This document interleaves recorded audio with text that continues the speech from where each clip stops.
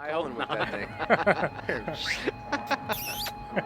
All right, I'm good. Okay, so this is Symphony X.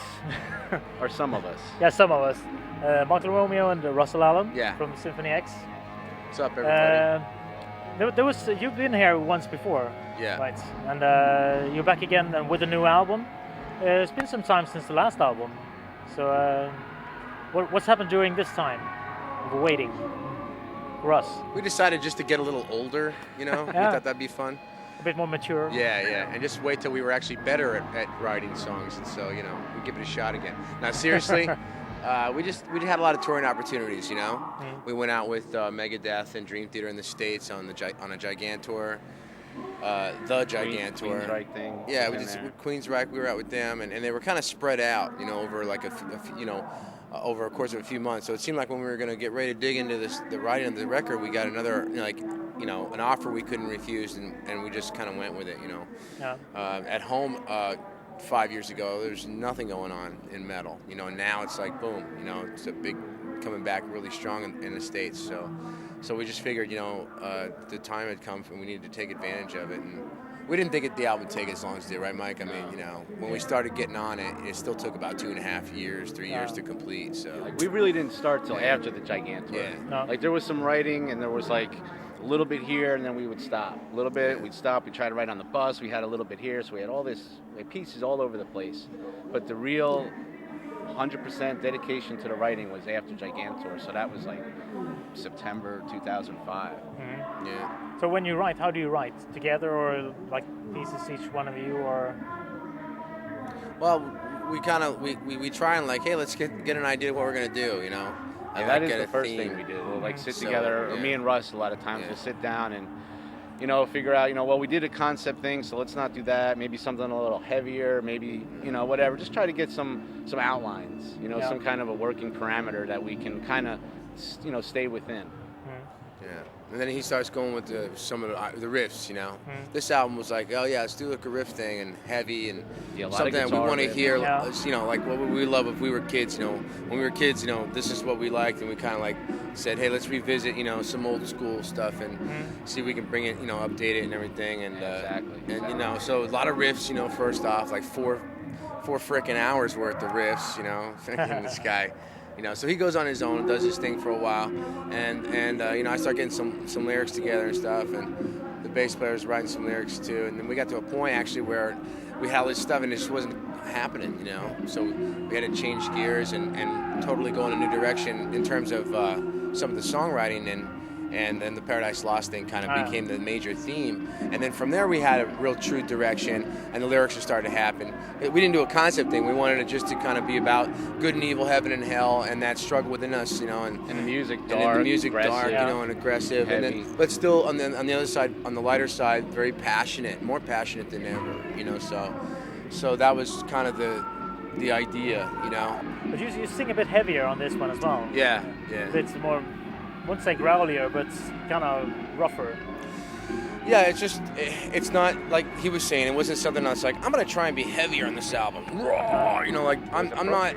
Yeah. It was just appropriate for what the stuff would need. I had some personal sort of, you know, things that happened to me last year with some friends that kind of weren't my friends no more, and I was really, you know, upset by that. They kind of betrayed me in a way, and it hurt, you know. So I just kind of turned all that aggression and some things and our own frustration, you know, with all the time it's taken and all this stuff. And I just kind of poured that into what we were doing and some of the lyrics and how I was singing, and it just worked, you know. And I got a killer microphone that I really fell in love with, you know.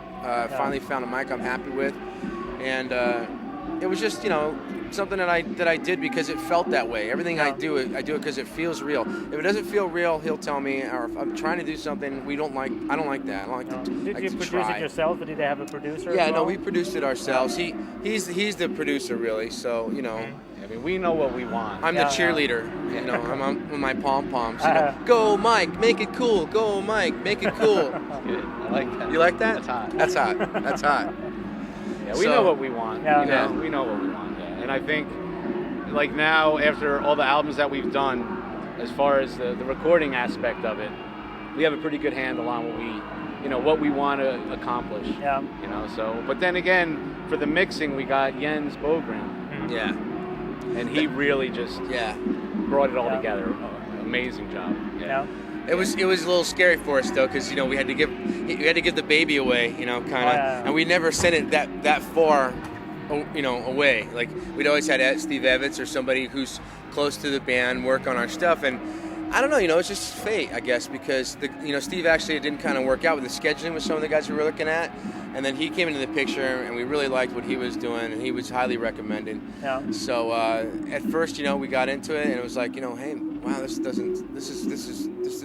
cool. This could be great. And as the process went on, we started to get the mixes sent back. It's like, boy, what a right choice we made. You know, it's the best we've ever sounded. You know, in my opinion. You know. So what are the plans now for the band? A lot of touring? Or? Just survive the touring. The schedule is really brutal in terms of like just the traveling. We really don't have a lot of days off, you know. So we just got to get broken in again. We've been off the road for 2 years. So this week we shot 2 videos. We did a festival in Italy.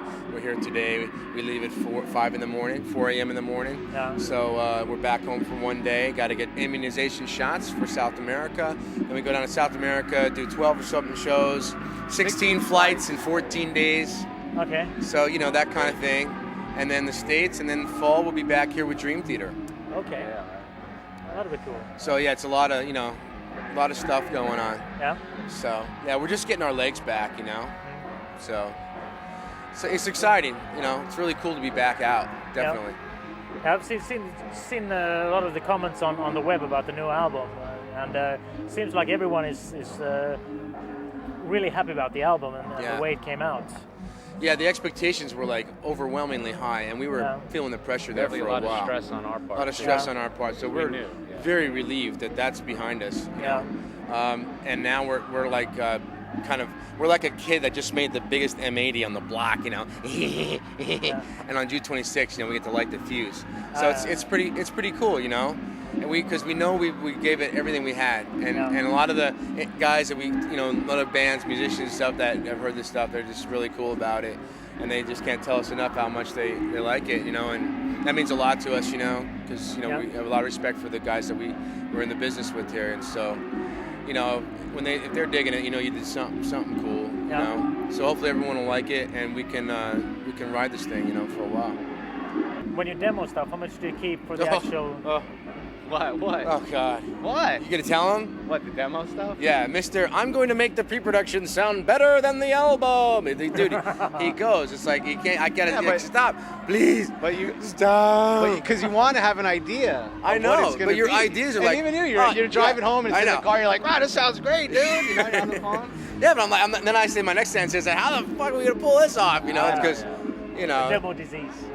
Yeah, you know, the demo disease. Yeah, you get attached to something that you made, and then 6 months later, when you go to actually track, you know, you're like, oh man, we captured something and it's gone. So we kind of learned a little lesson there. Yeah. But we got tons of material that we still have that are really great ideas, and from all the writing being broken up. Yeah, there was like a lot from this time, and then here, and then, you know, by the time we were kind of getting the songs really going, there was like a folder, what was it, like 831 riffs or some freaking ridiculous thing. Song riffs and orchestration parts and just everything. It's like, and you just keep scrolling through and there's like, it's everywhere. So there's so much stuff left. Yeah. Oh, it's ridiculous. So the next album won't be 5 years. Yeah. I was just going to say that. So you have 3 albums coming out next year then? Yeah, I hope so. That to make up for the gap. You know. Okay. Good. So thank you very much, and good luck tonight. Thanks, man. It's great to be here, man. It's a great festival. Yeah, you brought the good weather as well. Yes, the gods are smiling today. Yeah. Cool. Okay. Right, man. Thanks. Thank you. Thank you. Thank you. Thanks, man.